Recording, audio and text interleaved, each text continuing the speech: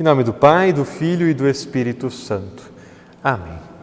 Querido Deus e amado Pai Celeste, Tu és o Santo, Santo, Santo, o Todo-Poderoso que está sentado no trono no céu, o qual o apóstolo João pôde ver através da revelação do Santo Espírito. Por isso, Senhor, por causa desta revelação, nós também chegamos ao conhecimento do Teu poder, da Tua majestade e da Tua glória. Por isso, Senhor, nós prostramo-nos com o coração contrito diante de Ti para humildemente pedir o Teu perdão, a Tua misericórdia e o Teu amor. Envia-nos, Senhor, o Teu Santo Espírito para revelar aquilo que Tu tens para cada um de nós, na nossa vida, no nosso trabalho, na família e em nossa vivência na sociedade. E Te pedimos também que abra o nosso coração, a nossa mente neste momento de estudo em que queremos refletir nas palavras do livro de Apocalipse, um livro que muitas vezes traz dúvida, traz medo, traz desespero, mas que por causa do Teu Santo Espírito nós sabemos que é um livro que nos traz paz, nos traz amor e nos traz segurança. Em nome de Jesus, Senhor, o Cordeiro, nós pedimos e agradecemos. Amém. Podem sentar? Então nós terminamos o capítulo 4 no último estudo e ficamos de ver então o capítulo 5. Eu só vou retomar um pouquinho do capítulo 4 para a gente relembrar, porque alguns aspectos do capítulo 4 vão aparecer mais uma vez aqui no capítulo 5, no 6 e no 7, que nós vamos estudar hoje. Hoje eu quero chegar até o início do capítulo 8, para a gente terminar justamente falando dos 7 selos. Se a gente terminar o estudo pela metade, fica um pouco defasado. Tá? Então vamos tentar chegar até o capítulo 8. Então no capítulo 4 nós vimos que João teve a visão do trono. Ele pôde ver alguém sentado no trono no céu. Ele viu 7 espíritos, que representam a totalidade, a perfeição do Espírito Santo, que é quem estava dando a revelação a ele. Tá? Então, no capítulo 5, nós vamos ver a sequência dessa visão. João continua vendo o trono, mas ele vai ver alguém a mais ali. Nós já vimos que tem alguém no trono e sabemos que é Deus, porque o texto bíblico deixa claro. E o Espírito Santo. E também aqueles 4 seres, o que tinha aspecto de leão, o que tinha aspecto de ser humano, um que tinha aspecto de águia. Então, essas criaturas vão aparecer novamente aqui no capítulo 5 e nos capítulos seguintes. Tá? Então, vamos para o capítulo 5. Vamos ler praticamente todo ele. Tá? Eu vou ler ele aqui para justamente ficar gravado aqui. Eu estou gravando também para depois disponibilizar. Tá?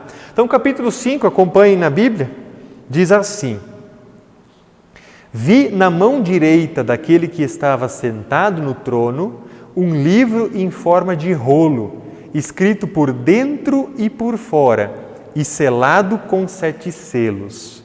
Só vamos abrir um parênteses aqui antes de continuar. João vê aquele alguém que está no trono, ou seja, Deus, com um livro. E nesse livro tem escrita nele por dentro e por fora. Essa imagem aqui, essa figura que tem aqui no quadro, mostra o que era o livro. Naquela época não existiam livros assim como nós o temos, que nós abrimos assim. Eram rolos, eles abriam como um rolo. Então, esse livro, ele tinha escrita tanto por dentro como por fora. Todo ele, não tinha espaço. E ele estava fechado com 7 selos. Aqui na imagem nós podemos ver esses pontos vermelhos, eles representam esses selos. O que era um selo? Era uma maneira de você fechar uma carta e lacrar. Você lacrava ela e em muitos casos você fazia tipo um carimbo em cima daquele selo, que era geralmente cera. Então a cera derretida quando você carimbava, tinha a marca de quem havia enviado, né, aquela carta. Tá? Então, esse selo ela servia para garantir que quem fosse receber a carta, receberia a carta lacrada. Tá? Então, haviam 7 selos. Estes selos nós vamos ver depois o que eles significam. Mas o que significa o livro estar escrito por dentro e por fora, completo? É o plano da salvação. Significa o plano da salvação. O plano de Deus ele é abrangente. Ele abrange todo o mundo e ele é completo. Tá? Por isso que esse livro não tem partes em branco. Ele está todo ele preenchido. Mais adiante, João fala sobre ter o nome escrito nesse livro. Tá? Depois nós vamos ver o que significa isso. Mas esse estar escrito por dentro e por fora significa a abrangência da salvação. Ela é para todo mundo. Tá? Então, quem tem o nome escrito nesse livro é o que será salvo. Tá? E aí, no versículo 2 em diante, nós vamos continuar lendo. Vi também um anjo forte que proclamava com voz forte: quem é digno de quebrar os selos e abrir o livro? Ora, nem no céu, nem sobre a terra, nem debaixo da terra, ninguém podia abrir o livro, nem mesmo olhar para ele. E eu chorava muito, porque ninguém foi achado digno de abrir o livro, nem mesmo de olhar para ele. Então um dos anciãos me disse: não chore. Lembra dos anciãos? Haviam 24 anciãos ao redor do trono. Tá? É um desses que diz: não chore, eis que o leão da tribo de Judá, a raiz de Davi, venceu para quebrar os 7 selos e abrir o livro. Quem é o leão de Judá? Quem é da raiz de Davi? Jesus. Tá? A pergunta que o anjo faz: quem é digno de abrir o livro? Ou seja, quem é digno de colocar em prática o plano de salvação de Deus? Somente aquele que vem da raiz de Davi. O ancião diz: não chore. João diz que ele chorava porque ninguém era digno de abrir o livro. Nenhum ser humano, diz que nem no céu, nem na terra, ninguém foi achado digno de abrir esse livro. Ou seja, nenhum anjo, nenhum ser celestial poderia colocar em prática o plano da salvação e nenhum ser humano poderia fazer isso. Então, esse leão da tribo de Judá, essa raiz de Davi, ele tem que ser verdadeiro Deus e verdadeiro homem para poder colocar em prática esse plano da salvação. Então, somente ele é digno de abrir este livro. E aí o versículo 6 em diante: então vi no meio do trono e dos 4 seres viventes e entre os anciãos em pé, um cordeiro que parecia que tinha sido morto. Olha essa imagem. Um cordeiro está em pé diante do trono. Os anciãos estão ao redor, aqueles 4 seres viventes estão ao redor. Ele está no meio, diante do trono. Quem que é chamado de cordeiro na Bíblia? Jesus. Parecia que foi morto, diz João. Um cordeiro que parecia que foi morto. João Batista diz: eis o cordeiro de Deus que tira o pecado do mundo. João 1:29. Então Jesus aparece aqui nessa visão. Agora nós temos o Pai sentado no trono, os 7 Espíritos, simbolizando a totalidade, a perfeição do Espírito Santo, e o Filho. Então nós temos aqui a Santíssima Trindade. Lembram o que os anjos e aqueles anciãos e os 4 seres clamavam? Santo, Santo, Santo.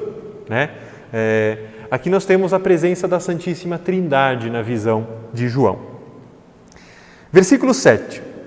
O cordeiro foi e pegou o livro da mão direita daquele que estava sentado no trono. E quando ele pegou o livro, os 4 seres viventes e os 24 anciãos se prostraram diante do cordeiro, tendo cada um deles uma harpa e taças de ouro cheias de incenso, que são as orações dos santos. Então, os 24 anciãos, mais os 4 seres viventes, se prostram também diante do Cordeiro. Eles não se prostrariam diante de qualquer outra criatura.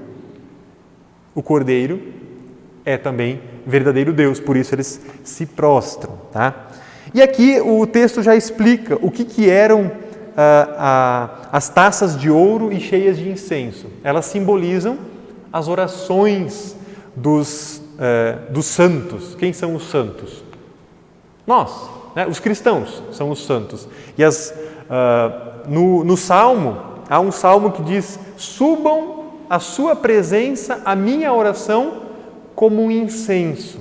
O incenso é uma espécie de uma vela, né? um palitinho que queima e a fumaça sobe. Esse incenso estava no tabernáculo. Tá? E ele simbolizava ali também as orações que são feitas aqui na terra, na igreja, e elas sobem até Deus, assim como o incenso sobe. O incenso ele é agradável, ele dá um cheiro bom, né, no ambiente. Tá? Então as orações dos santos, elas são agradáveis a Deus. Tá? E cantavam um cântico novo dizendo: digno és de pegar o livro e de quebrar os selos, porque foste morto, e com o teu sangue compraste para Deus os que procedem de toda tribo, língua, povo e nação. E para o nosso Deus os constituíste reino e sacerdotes, e eles reinarão sobre a terra. Então eles estão dizendo que aquele cordeiro é digno de pegar e abrir este livro, porque ele foi morto. Com o seu sangue ele comprou para Deus as pessoas que creem, né? E aqui ele mostra a abrangência da salvação. Toda tribo, língua, povo e nação. Né? Tem um hino que a gente canta: de todas as tribos, povos e raças, muitos virão te louvar. Aqui mostra justamente a abrangência da salvação. É para todo mundo e não somente para os judeus. Tá? Versículo 11. Vi e ouvi uma voz de muitos anjos ao redor do trono, dos seres viventes e dos anciãos, cujo número era de milhões e milhares de milhares, proclamando com voz forte: digno é o Cordeiro que foi morto de receber o poder, a riqueza, a sabedoria, a força, a honra, a glória e o louvor. Aqui os anjos também se unem à adoração. Né? Estão os 24 anciãos, as criaturas, e atrás deles ainda milhões e milhões de anjos. É a companhia celeste. Na liturgia da Santa Ceia nós temos, né? Louvamos e magnificamos o teu glorioso nome, né? Junto com toda a companhia celeste. Então a igreja aqui deste mundo, ela se une à igreja que já está na eternidade, os que já morreram, e os anjos, para louvar ao Cordeiro que foi morto. Tá? Então essa é a unidade da igreja. Né? A igreja militante, que é a igreja que está nesse mundo, nós, com a igreja triunfante, que é a igreja que já está na eternidade. Tá? Versículo 13. Então ouvi que toda criatura que há no céu e sobre a terra, debaixo da terra e sobre o mar, e tudo o que neles há, estava dizendo: aquele que está sentado no trono e ao Cordeiro, sejam o louvor, a honra, a glória e o domínio para todo sempre. E os 4 seres viventes respondiam: amém. Também os anciãos se prostraram e adoraram. E aí nós lembramos a passagem de Filipenses 2:10, né, que diz que ao nome de Jesus todo o joelho se dobre, nos céus, a companhia celeste, na terra, a igreja, e debaixo da terra, né, debaixo do mar. Esse debaixo da terra, quando Jesus voltar, até mesmo aqueles que foram condenados vão se prostrar. Depois nós vamos ver por quê. Tá? Mas não significa que eles serão salvos, tá? Porque eles já foram condenados. Então assim nós terminamos o capítulo 5 sobre o Cordeiro. E aí o Cordeiro vai começar a abrir os selos agora deste livro. Alguma pergunta até aqui? Não? Dúvidas? Por enquanto não? Então vamos adiante. O Cordeiro e os 7 selos. Aqui eu coloquei esse autor. Eu pesquisei em várias bibliografias para estudar sobre isso. E a partir desse capítulo, quem eu peguei como base foi esse pastor aqui. Ele é da nossa igreja, ele é o atual diretor do seminário da nossa igreja. E ele tem mestrado em teologia, tem doutorado em teologia sistemática, é o professor de grego também do seminário e da UBRA. Então, eu acho que ele tem uma pequena base aí para nos ensinar muita coisa, tá? Então, eu peguei como base os estudos a partir das aulas que nós tivemos com ele no seminário e na UBRA, tá? Então, Apocalipse capítulo 6 é onde começam os selos. E eles vão terminar no capítulo 8, no versículo 5. Então, pretendo chegar até lá hoje. Primeiro, 7 é o número que sempre vai aparecer. Nós já vimos o que significa. 7 significa a plenitude, significa completo.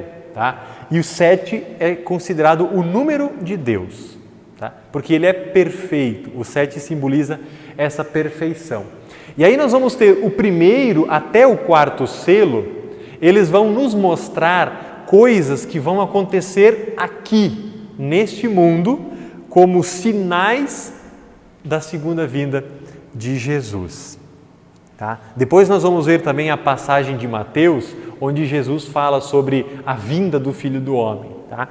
Mas o primeiro ao 4º selo são as consequências aqui neste mundo. Aí o 5º, o 6º e o 7º selo vão falar daquilo que acontecerá no céu, quando Jesus voltar. Tá? Então o primeiro selo é o versículo 1 e 2 do capítulo 6, que diz assim: Vi quando o Cordeiro quebrou o primeiro dos 7 selos, e ouvi um dos 4 seres viventes dizendo, como se fosse som de trovão: Venha. Vi então, e eis um cavalo branco. O seu cavaleiro tinha um arco, e foi-lhe dada uma coroa, e ele saiu vencendo e para vencer. Então a imagem que nós temos aqui quando abre o primeiro selo é um daqueles 4 seres viventes, não diz qual deles, mas é um desses 4, ele diz, venha. E aí vem essa figura, um cavaleiro num cavalo branco. Esse primeiro cavaleiro, ele simboliza a vitória, ele tem uma coroa. Quem usa coroa? Reis. Então a vitória, ela já está garantida antes dele partir do céu. Ele carrega arcos e flechas que representam a palavra de Deus contra o mundo. Tá? E a coroa simboliza a vitória. Esses são sinais da segunda vinda de Cristo. Tá? Não é que vai sair literalmente um cavaleiro do céu. Ele simboliza a fome de poder que o ser humano tem. Ele provoca guerras para ter poder. Tá? Então, esse primeiro cavaleiro, o cavaleiro branco, é um símbolo de vitória. Geralmente os reis, quando eles saíam em público, eles saíam em cima de um cavalo branco, para justamente simbolizar o poder que eles tinham. Tá? Então, esse primeiro cavaleiro simboliza a fome de poder do ser humano. Já vemos esse sinal acontecendo? Já vemos. Desde que o mundo é mundo, na verdade, né? Então, o ser humano ele tem em si essa predisposição de querer sempre estar no topo, né? Ser poderoso. Tá? E essa predisposição, ela leva ao segundo selo, que são os versículos 3 e 4, que diz assim: Quando o Cordeiro quebrou o segundo selo, ouvi o segundo ser vivente e saiu outro cavalo, que era vermelho, e ao seu cavaleiro foi dado poder para tirar a paz da terra e fazer com que os homens matassem uns aos outros. Também lhe foi dada uma grande... Então esse cavaleiro vermelho, em cima de um cavalo vermelho, ele tem a cor do sangue. ele representa justamente a guerra. Foi-lhe dada uma espada que tinha o poder de tirar a paz da terra. Agora nós vamos para Mateus, para vermos aquilo que Jesus fala sobre a segunda vinda. Mateus capítulo 24, os versículos 6 a 8.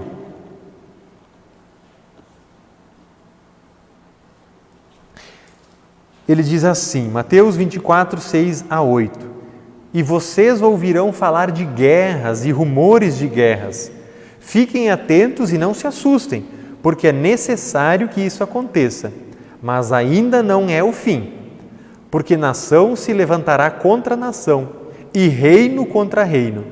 Haverá fomes e terremotos em vários lugares. Porém, todas estas coisas são o princípio das dores. Então aqui Jesus diz que quando houver guerras é o princípio. Se a gente acha que está ruim agora, quando chegar a hora, vai ficar pior, tá? Depois nós vamos ver. O versículo 9 ele diz, vocês serão entregues para serem maltratados e eles os matarão. Vocês serão odiados por todas as nações por causa do meu nome. Nesse tempo, muitos hão de se escandalizar, trair e odiar uns aos outros. Aqui, Jesus está falando sobre a apostasia. Muitos que serão perseguidos vão abandonar a fé. Apostasia significa abandonar a fé por causa da perseguição. Eu vou deixar aberto Mateus aqui, porque nós vamos voltar daqui a pouco. Tá? Então, o segundo selo é aberto e esse cavaleiro representa as guerras. Tem ligação com o primeiro cavaleiro? Tem. Porque a fome de poder gera guerras. Guerras geram aquilo que o terceiro cavaleiro representa. Versículos 5 e 6 diz assim: quando o cordeiro quebrou o terceiro selo, ouvi o terceiro ser vivente dizendo: venha. Então olhei e eis um cavalo preto e o seu cavaleiro com uma lança na mão. E ouvi o que parecia uma voz no meio dos 4 seres viventes dizendo: uma medida de trigo por 1 denário, 3 medidas de cevada por 1 denário, e não danifique o azeite e o vinho. Esse terceiro cavaleiro, ele está sobre um cavalo preto e ele tem uma balança na mão. A balança ela era usada para fazer a venda do trigo, do arroz, etc., de qualquer coisa que eles tinham. Esse cavaleiro representa a fome. A guerra não provoca fome? Então, fala de 1 denário. 1 denário é o salário de um dia, uma diária. Quanto que está uma diária hoje em dia, na roça, por exemplo? Imagine você ter que pagar o valor de um dia de trabalho por uma porção de trigo. Uma porção de trigo era, no máximo, um punhado. A palavra punhado vem de uma mão cheia. De punho é uma mão cheia. Então imagine um dia inteiro por causa de um punhadinho, que talvez não desse para fazer 2 pãezinhos pequenos. Então o desejo de poder gera guerra, que gera fome. Nós temos os 3 cavaleiros. Tá?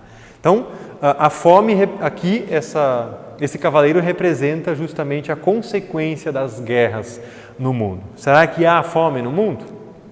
Com certeza, em muitos lugares onde há guerras, também há fomes. Então, nós vemos esses sinais já acontecendo. O 4º selo, nos versículos 7 e 8, diz assim: quando o cordeiro quebrar o 4º selo, ouvi a voz do 4º ser vivente dizendo: venha. Vi então e eis um cavalo amarelo. O seu cavaleiro se chamava Morte, e o inferno o estava seguindo. E lhes foi dado autoridade sobre a 4ª parte da terra para matar a espada, pela fome, com a mortandade e por meio dos animais selvagens na terra. Esse 4º cavaleiro é a morte. E aí o texto diz que o inferno o estava seguindo. E ele ganhou o poder de matar a 4ª parte da terra. De 4 partes, uma. Não é a totalidade da terra. Por enquanto, é só uma parte. Então, esse cavalo amarelo era seguido pelo inferno. O que é o inferno? É o lugar onde ficarão os condenados. Em grego é Hades. O Hades é um lugar onde serão esquecidos por Deus. Então, essa morte é uma morte espiritual. Então, o inferno segue a morte daqueles que não creem. Então, de 4 partes, uma morrerão espiritualmente. Essa morte não atingirá os crentes, que são, então, a terceira parte. 3 partes de 4. Então, poderíamos dizer que haverão mais salvos do que condenados, se for levar em consideração esse texto. Então, esse 4º cavaleiro representa a morte espiritual. Lembram o que Jesus falou, que no versículo 9? Vocês serão entregues para serem maltratados e eles os matarão. Versículo 10. Nesse tempo, muitos hão de se escandalizar, trair e odiar uns aos outros. Esse escandalizar é perder a fé. Esses são os que morrerão essa morte. Então, quando vierem as consequências da guerra, da fome e, por fim, as pessoas perderão a fé e morrerão espiritualmente. Então, isso é o que representa o 4º selo. Cada um daqueles 4 seres viventes foi quem chamou um dos cavaleiros. O que isso significa? O texto não deixa claro, então também não cabe a nós interpretar aquilo que o texto não deixou nenhuma possibilidade. Até porque não diz qual ser vivente chamou, só diz que um ser vivente, um deles. Foi o primeiro, depois o segundo, o terceiro e o 4º. Não tem muitos detalhes sobre isso. Então vamos para o 5º selo. O 5º selo agora sai da terra, até agora nós vimos aquilo que vai acontecer na terra como sinal. E o 5º selo, João está vendo algo no céu. Diz assim, versículos 9 a 11. Quando vi debaixo do altar daqueles que tinham sido mortos por causa da palavra de Deus e por causa do testemunho que deram, clamaram com voz forte, dizendo: Até quando, ó soberano Senhor, santo e verdadeiro, não julgas nem vingas o nosso sangue dos que habitam sobre a terra?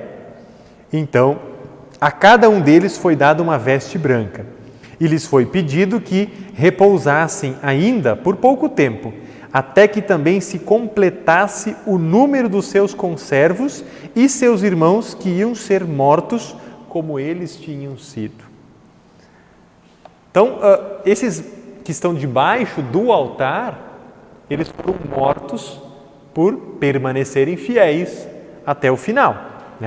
Lembram que lá no começo, nas cartas às 7 igrejas, sempre terminava dizendo ao vencedor será dado, aí sempre tinha uma promessa. Esses são os vencedores. Mesmo diante da morte, eles permaneceram fiéis e eles foram guardados. Debaixo do altar eles estão, guardados. E a eles foi dada uma veste branca. O branco significa pureza. Eles foram purificados e foram guardados. Diz assim, guardados até que se completasse o número dos seus conservos e seus irmãos que iam ser mortos.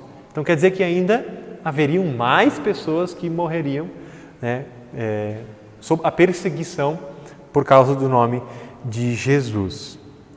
Então ainda não é o fim dos tempos. Não acabou a perseguição ao cristão. Há muitos ainda hoje que são mortos por causa da confissão de fé. Então, esse 5º selo agora é algo que está relacionado então àquilo que está acontecendo lá no céu. Esses santos já estão na eternidade, mas eles terão que aguardar até que todos sejam levados para lá, porque ainda haverão muitos que vão morrer por causa dessa perseguição. O sexto selo fala de sinais cósmicos, né? Versículos 12 a 14, diz assim: Vi quando o Cordeiro quebrou o sexto selo, houve um grande terremoto, o sol se tornou negro como pano de saco feito de crina, e a lua ficou toda vermelha como sangue. As estrelas do céu caíram sobre a terra, como a figueira deixa cair os seus figos verdes, quando sacudida por um vento forte. E o céu recolheu-se como um pergaminho quando se enrola. Então, todos os montes, as ilhas foram movidas do seu lugar. Então, esse sexto selo não fala exatamente lá dentro do céu, mas sinais fora do planeta. Aqui, literalmente, o sol ficando escuro, a lua ficando vermelha. Quando que isso acontece? No eclipse acontece isso, né? Muita gente diz que quando acontece um eclipse, é essa passagem se concretizando. Será que é? Não é. Não é. Por quê? Porque o céu não se abre, as estrelas não caem. Acontece apenas o eclipse. Então, é como um eclipse. O sol ficará escuro, a lua ficará vermelha. Só que o céu se abrirá como ele diz como um pergaminho, né? O pergaminho, ele geralmente ficava enrolado. Quando ele é aberto, né? Ele fica assim, mas se você soltar ele vai se fechar, né?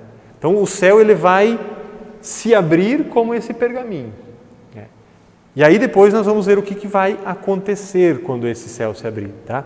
Então, aqui, a gente vai lá para Mateus de novo, no capítulo 24, nos versículos 29 a 31, onde Jesus diz: Logo em seguida à tribulação daqueles dias, o sol escurecerá, a lua não dará a sua claridade e as estrelas cairão do firmamento e os poderes dos céus serão abalados. Então aparecerá do céu o sinal do Filho do Homem. Todos os povos da terra se lamentarão e verão o Filho do Homem vindo sobre as nuvens do céu com poder e grande glória. E ele enviará os seus anjos com grande som de trombeta, os quais reunirão os seus escolhidos dos quatro ventos, de uma a outra extremidade dos céus. Então, quando acontecer um eclipse e alguém disser para vocês, olha, esse é um dos sinais lá de Apocalipse. Se Jesus não descer, não é um sinal. Porque quando isso acontecer, Jesus vai descer. Tá? Eclipses já aconteceram muitos, né? E nenhuma dessas vezes Jesus desceu. Quando for para ele descer, não vai acontecer apenas o eclipse, né? As estrelas cairão, o céu também se abrirá. Tá? Nós temos que lembrar que João viu isso no Espírito. Ele estava tendo uma visão de algo do futuro. Nem nós vimos isso, porque isso não aconteceu ainda. Isso está relacionado com o que vai acontecer. Os 4 primeiros selos, nós já vemos sinais, já estão acontecendo, mas esses sinais vão se intensificar, né? O 5º selo também nós já vimos acontecendo. Assim, por assim dizer, muitas pessoas já foram mortas por causa do nome de Jesus. Eles já estão na eternidade, porque eles professaram a sua fé. Mas ainda vai acontecer muito, e vai acontecer mais, vai se intensificar. E este 6º selo é quando realmente Jesus vier. Tá? Então, aquilo que nos foi dado a conhecer é o suficiente. E aí, vamos abrir o Salmo 46, versículo 1 a 3. Até aqui parece muito assustador isso, não parece? Guerras por causa de poder, fome, morte, perseguição, o céu se abrindo. Quando isso acontecer, será que a gente vai ficar com medo? Provavelmente sim. Vai ser estranho. Mas o capítulo 46 do Salmo diz assim: Deus é o nosso refúgio e fortaleza, socorro bem presente nas tribulações. Portanto, não temeremos, ainda que a terra se transtorne, e os montes se abalem no seio dos mares, ainda que as águas tumultuem e espumejem, e na sua fúria os montes estremeçam. O que quer dizer isso? Para nós, os cristãos, nós vamos ver isso, mas não precisaremos ficar com medo, porque Ele está vindo para nos resgatar. Quem tem que ter medo do julgamento são os que não creem, são os que não confiam em Jesus. Depois nós vamos ver ainda para frente, tá? Então, nós não sabemos quando isso vai acontecer, mas se acontecesse agora, por mais que talvez desse um medo, a gente começasse a tremer na base, a gente ia saber que isso é para o bem daqueles que amam a Deus, né? Paulo diz, todas as coisas cooperam para o bem daqueles que amam a Deus, até mesmo as tribulações, elas servem como uma prova da nossa fé. Tá? E aí, terminando só o capítulo 6, versículo 15 até o final, diz assim: os reis da terra, os grandes, os comandantes, os ricos, os poderosos, e todo escravo, e todo livre, se esconderam nas cavernas e nos penhascos dos montes, e disseram aos montes e aos rochedos: caiam sobre nós e nos escondam da face daquele que está sentado no trono e da ira do Cordeiro, porque chegou o grande dia da ira deles, e quem poderá substituir? Aqui João enumera 6 classes, né? Reis, os grandes, comandantes, ricos, poderosos, escravo, livre. Aqui poderíamos dizer que todas as classes de pessoas no mundo estão nessa pequena lista de pessoas que temerão. Por quê? Porque entre os reis há aqueles que confiam, mas há os que não confiam. Entre os grandes também há os que confiam e há os que não confiam. Entre os comandantes, entre os ricos, entre os poderosos, entre os escravos, que são os geralmente pobres, e pessoas livres, pessoas comuns. Também há aqueles que não confiam. Tá? Então, todas essas 6 classes abrangem todas as classes de pessoas no mundo. Né? Não quer dizer que todos os reis da terra temerão, porque há muitos que confiam, que creem em Deus. Né? Não quer dizer que todos os ricos serão condenados. Jesus diz que é mais fácil um rico passar pelo buraco de uma agulha, um camelo passar pelo buraco de uma agulha do que um rico entrar no céu. Não quer dizer que não aconteça, mas é mais fácil. Né? Então, essas 6 classes aí abrangem todo tipo de pessoa. Rico, pobre, poderoso, sem poder, né? Escravo, livre, mas não confia em Cristo.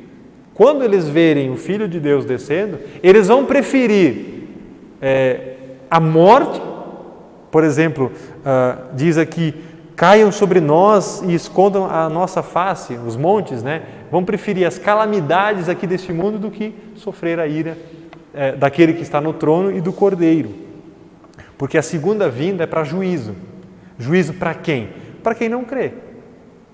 Já para o cristão, Deus é o refúgio e fortaleza. Tá? Nós não precisaremos nos esconder em cavernas, né, diante da ira de Deus quando Jesus voltar. Tá? Então esse é o fim dos ímpios. Eles vão preferir qualquer outra coisa, qualquer outra calamidade do que ver a ira de Deus. Já no capítulo 7, aqui tem um pequeno parênteses antes do último selo. Mas nós vamos ver.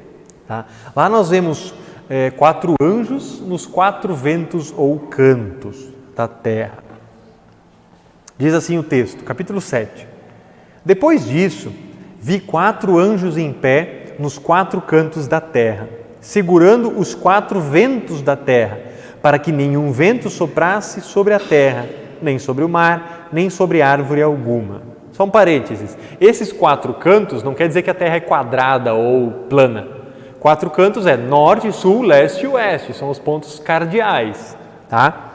A Bíblia em nenhum momento dá a entender que a Terra é plana, por mais que algumas pessoas tentam defender. Tá? Mas não é o ponto aqui. Versículo 2. Vi outro anjo que subia do nascente do sol, tendo o selo do Deus vivo.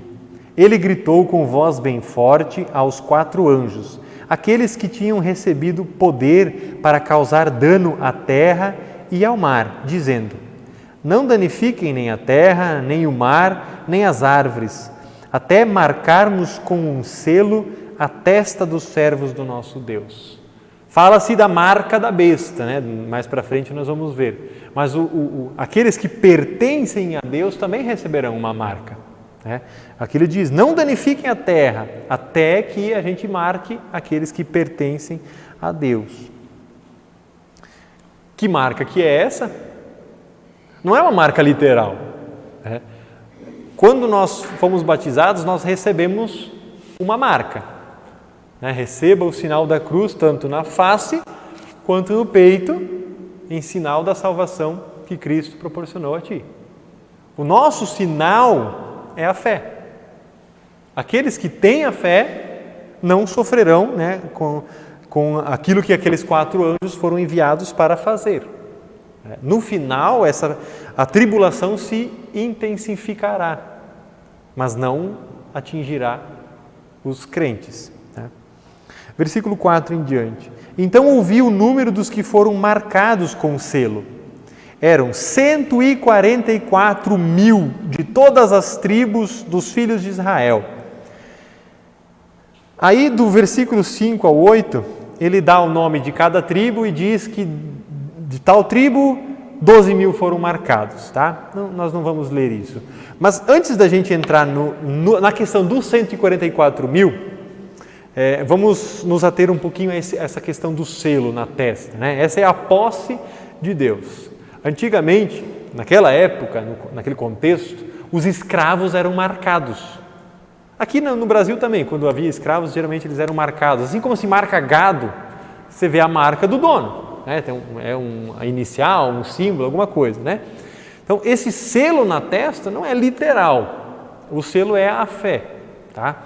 Então, esses que pertencem a Deus, né, eles foram comprados pelo sangue do Cordeiro, né, o que nós já vimos antes. Né? Esses são a Una Santa. O que é Una Santa? A igreja única e santa na terra. Não estou falando da Igreja Católica Apostólica Romana, estou falando da totalidade dos crentes. Esses que fazem parte da Una Santa, né? É a igreja cristã no mundo. É recomendado, ninguém é obrigado a fazer, mas quem quer, durante o culto, na liturgia, quando é mencionado Pai, Filho e Espírito Santo, pode fazer o sinal da cruz. Por quê? Lembrar do batismo, o sinal que a gente recebe. Né? A gente faz o sinal da cruz. Ninguém é obrigado a fazer e ninguém é proibido de fazer. Tá?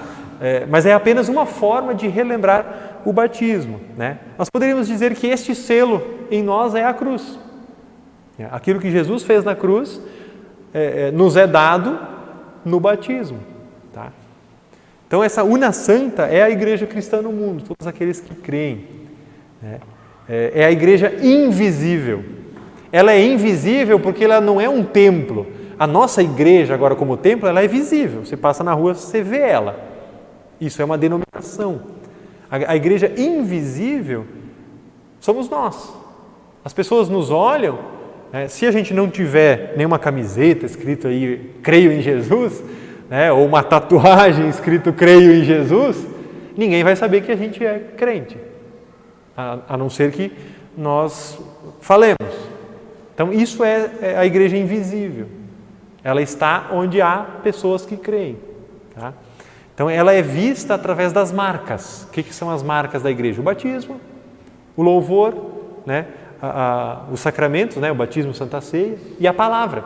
Então onde há Santa Ceia, onde há batismo, onde há palavra sendo pregada de maneira pura, ali está uma igreja.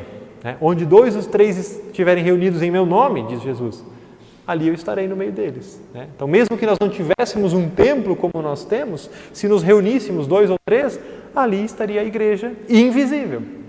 Tá? É o que é chamado de igreja militante. Nós estamos aqui neste mundo, é a igreja militante, a que milita, né? Ela luta aqui neste mundo, ela permanece aqui neste mundo. Ela se transforma em triunfante quando ela vai para o céu, né? O crente que morre na fé, ele passa a pertencer à igreja triunfante, ela já está lá na glória, né? No triunfo. Tá? Então, o selo é isso, é a fé. Tá? Agora, sobre os 144 mil, diz que 144 mil foram marcados. O que significa isso? Será que é literal? Será que só 144 mil pessoas vão ser salvas? Não. Aqui, nos versículos 5 a 8, fala de cada tribo de Israel. As 12 tribos do Antigo Testamento. Tá? Essa totalidade de 144 mil é aquela equação lá em cima. 12 vezes 12 vezes 1.000. São as 12 tribos de Israel, mais 12 mil, os 12 do Novo Testamento. Lembra dos 24 anciãos? Aí esse 144 mil, ele não é literal. Ele é apenas um símbolo da totalidade dos fiéis, tanto do Antigo quanto do Novo Testamento. No Antigo Testamento, a salvação também era por meio da fé.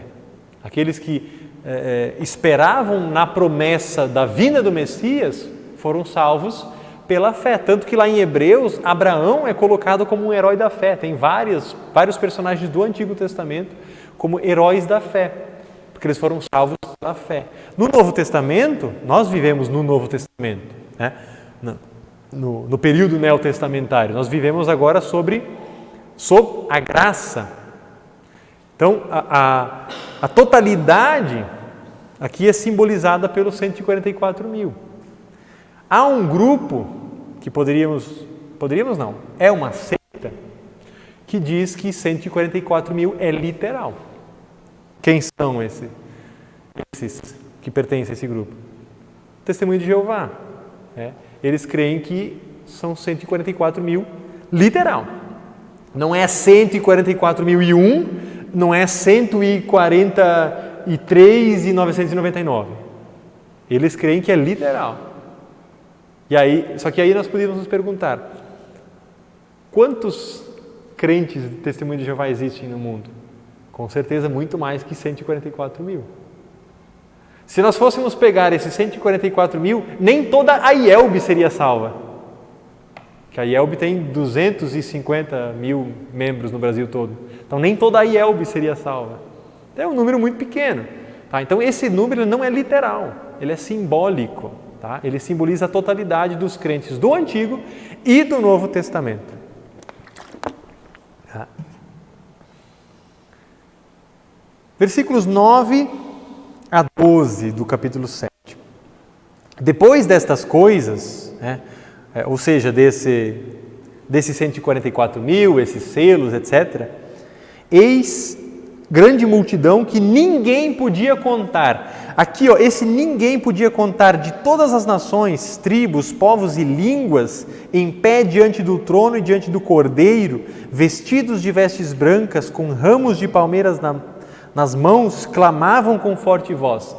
Tá? Aqui João já diz, a multidão dos santos não pode ser contada. Por mais que nos versículos anteriores dizia que 144 mil receberam o selo, aqui nós temos a base para dizer que não se pode contar a totalidade dos que serão salvos. Não podia contar, porque são milhares de todas as tribos, nações, povos, línguas e etc. E eles cantam a uma só voz, dizendo: ao nosso Deus que está sentado no trono e ao Cordeiro pertence a salvação. Somente a eles. O livro ali representa a totalidade da salvação, as pessoas que serão salvas. Esse livro pertence a Deus. E o nome de quem estiver nesse livro será salvo. Versículo 11. Todos os anjos estavam em pé, rodeando o trono, os anciãos, os 4 seres viventes, e diante do trono se prostraram sobre o seu rosto e adoraram a Deus dizendo: Amém. O louvor, a glória, a sabedoria, as ações de graças, a honra, o poder, a força sejam ao nosso Deus para todo sempre. Amém. Um dos anciãos tomou a palavra e me perguntou: Quem são e de onde vieram estes que estão vestidos de branco? Pergunta retórica. Respondi: O Senhor sabe. Então ele me disse: Estes são os que vêm da grande tribulação, que lavaram suas vestes e as alvejaram no sangue do Cordeiro.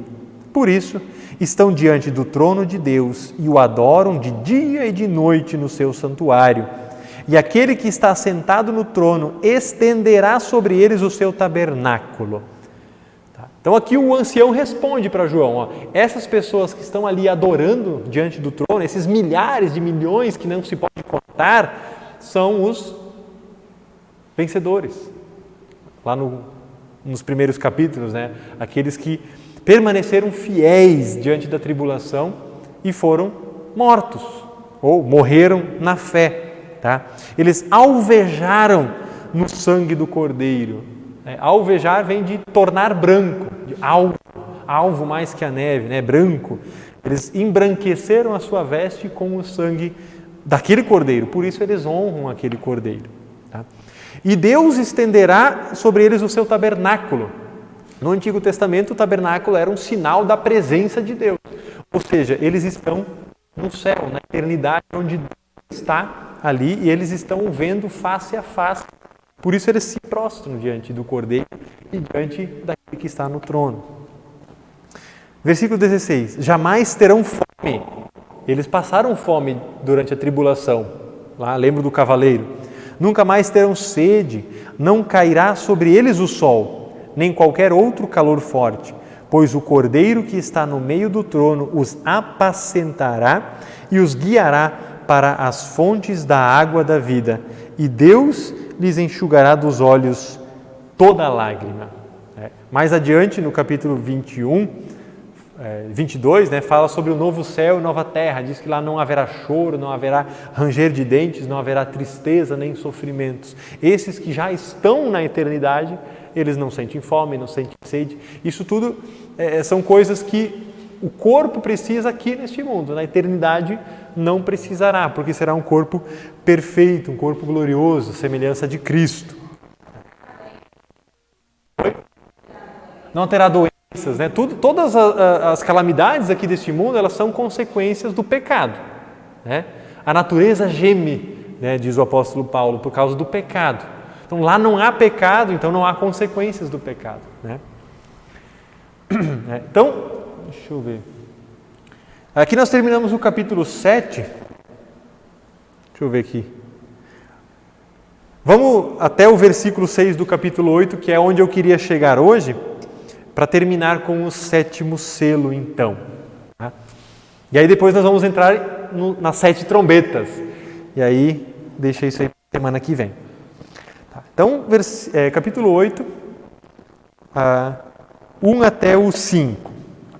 Quando o Cordeiro quebrou o 7º selo, houve silêncio no céu durante quase meia hora.